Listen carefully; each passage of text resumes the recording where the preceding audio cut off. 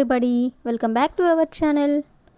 ఈరోజు వీడియోలో మన డైలీ లైఫ్లో మనం ఎక్కువగా యూజ్ చేసే సెంటెన్సెస్ని ఇంగ్లీష్లో ఏ విధంగా చెప్పాలో ఈ వీడియోలో తెలుసుకుందాం. ముందుగా నా వీడియో కనుక మీకు నచ్చినట్లయితే లైక్ చేయండి, షేర్ చేయండి, అలాగే సబ్స్క్రైబ్ చేయడం మాత్రం మర్చిపోవద్దు. Okay, let's go to the topic. First one చూడండి.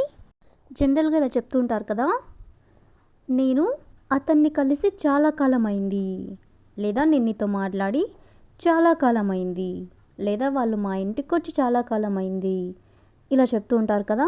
అంటే చాలా కాలం అయింది అనే వర్డ్ని కూడా మనం చాలా సందర్భంలో యూజ్ చేస్తూ ఉంటాం కదా. సో ఈ వర్డ్కి సంబంధించిన కొన్ని రిలేటెడ్ ఎగ్జాంపుల్ సెంటెన్సెస్ అనేవి చూద్దాం. సో ఫస్ట్ వన్, నేను ఆమెని చాలా కాలంగా చూడలేదు, అంటే చాలా రోజుల నుంచి చూడలేదు అని చెప్పాలనుకున్నప్పుడు దీన్ని ఇంగ్లీష్లో I haven't seen her for quite a while. I haven't seen her అంటే నేను ఆమెను చూడలేదు. ఫర్ క్వైట్ ఎ వైల్ అంటే చాలా కాలంగా.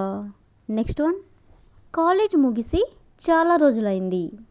కాలేజ్ ముగిసి చాలా రోజులైంది అని చెప్పాలనుకున్నప్పుడు it has been quite a while since college ended.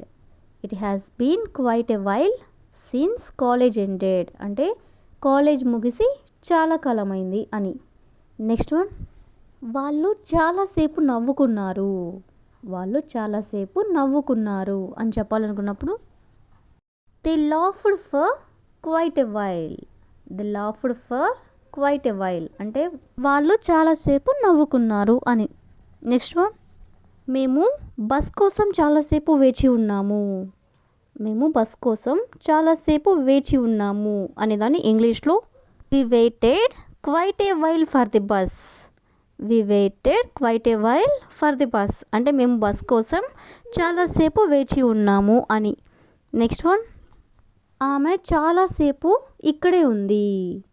ఆమె చాలాసేపు ఇక్కడే ఉంది అనేదాన్ని she stayed here for quite a while. she stayed here అంటే ఆమె ఇక్కడే ఉంది. for quite a while అంటే చాలాసేపు. నెక్స్ట్ వన్, మనం మాట్లాడుకుని చాలా కాలం అయింది. మనం మాట్లాడుకొని చాలా కాలం అయింది అని చెప్పాలనుకున్నప్పుడు it's been quite a while since we talked. It's been quite a while అంటే చాలా కాలం అయింది. సిన్స్ వి టాక్డ్ అంటే మనం మాట్లాడుకుని. సో ఈ విధంగా మనం చాలా కాలం అయింది అనే వర్డ్ని తీసుకొని దానికి సంబంధించిన కొన్ని రిలేటెడ్ ఎగ్జాంపుల్ సెంటెన్సెస్ అనేవి చూసాం కదా. నెక్స్ట్ వన్ ఒకసారి చూడండి. జనరల్గా ఇలా అంటూ ఉంటారు కదా, మీ అభిప్రాయాలను మీ దగ్గరే ఉంచుకోండి, లేదా మీ సలహాలను మీ దగ్గరే ఉంచుకోండి అని ఇలా చెప్తుంటారు కదా. ఇలాంటి సెంటెన్సెస్ని మనం ఇంగ్లీష్లో ఎలా చెప్పాలో ఒకసారి చూద్దాం. సో ఫస్ట్ వన్, మీ విమర్శలను మీ దగ్గరే ఉంచుకోండి. మీ విమర్శలను మీ దగ్గరే ఉంచుకోండి అని మనం ఎవరికైనా చెప్పాలనుకున్నప్పుడు keep your criticism to yourself. Keep your criticism to yourself అంటే మీ విమర్శలను మీ దగ్గరే ఉంచుకోండి. నెక్స్ట్ వన్, మీ వాక్యాలను మీ దగ్గరే ఉంచుకోండి. మీ వాక్యాలను మీ దగ్గరే ఉంచుకోండి అనే దాన్ని keep your comments to yourself. Keep your comments to yourself అంటే మీ వాక్యాలను మీ దగ్గరే ఉంచుకోండి. నెక్స్ట్ వన్, మీ బ్యాగ్స్ని మీ దగ్గరే ఉంచుకోండి. మీ బ్యాగ్స్ని మీ దగ్గరే ఉంచుకోండి అని ఇలా చెప్తుంటారు కదా. దీన్ని ఇంగ్లీష్లో keep your bags to yourself. Keep your bags to yourself అంటే మీ బ్యాగ్స్ని మీ దగ్గరే ఉంచుకోండి అని. నెక్స్ట్ వన్, మీ వివరాలను మీ దగ్గరే ఉంచుకోండి. మీ వివరాలను అంటే మీ ఎక్స్ప్లెనేషన్స్ని మీ దగ్గరే ఉంచుకోండి అనేదాన్ని keep your explanations to yourself. Keep your explanations to yourself. Next one, మీ వైఖరిని మీ దగ్గరే ఉంచుకోండి అంటే మీ యాటిట్యూడ్ని మీ దగ్గరే ఉంచుకోండి అనేదాన్ని keep your attitude to yourself. Keep your attitude to yourself అంటే మీ వైఖరిని అంటే మీ యాటిట్యూడ్ని మీ దగ్గరే ఉంచుకోండి. నెక్స్ట్ వన్, మీ సలహాని మీ దగ్గరే ఉంచుకోండి అనేదాన్ని keep your advice to yourself. Keep your advice to yourself అంటే మీ సలహాని మీ దగ్గరే ఉంచుకోండి. లాస్ట్ వన్, మీ అభిప్రాయాన్ని మీ దగ్గరే ఉంచుకోండి అనేదాన్ని keep your opinions to yourself. Keep your opinions to yourself అంటే మీ అభిప్రాయాలను మీ దగ్గరే ఉంచుకోండి. సో ఈ విధంగా మనం కొన్ని ఎగ్జాంపుల్స్ అనేవి చూసాం కదా. నెక్స్ట్ వన్ ఒకసారి చూడండి.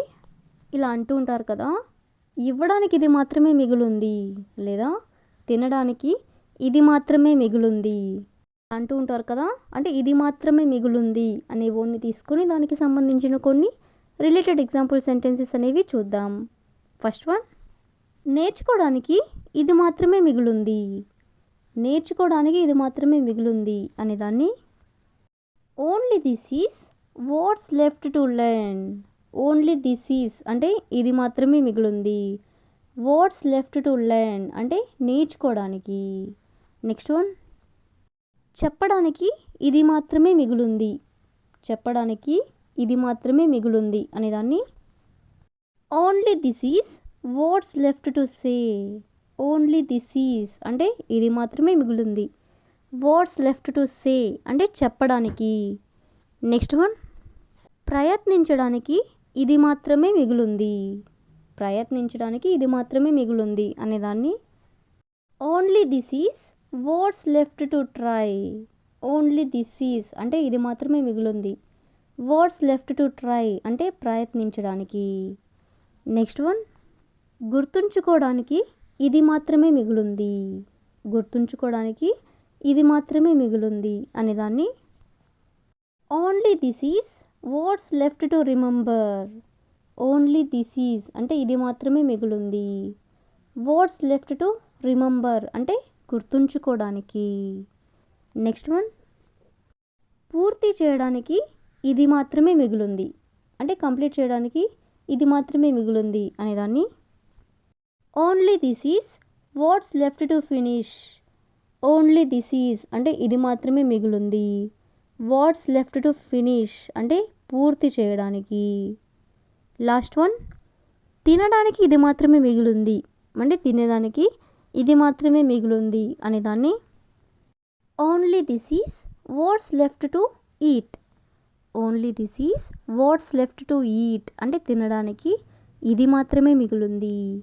సో ఈ విధంగా మనం ఇది మాత్రమే మిగులుంది అనే వర్డ్ని తీసుకొని దానికి సంబంధించిన కొన్ని రిలేటెడ్ ఎగ్జాంపుల్ సెంటెన్సెస్ అనేవి చూసాం కదా. So that's all for today. I will ask you a question for you. పరిష్కరించడానికి ఇది మాత్రమే మిగులుంది. పరిష్కరించడానికి ఇది మాత్రమే మిగులుంది. So if you know this one in English, please you can comment in the comment section. Thank you for watching.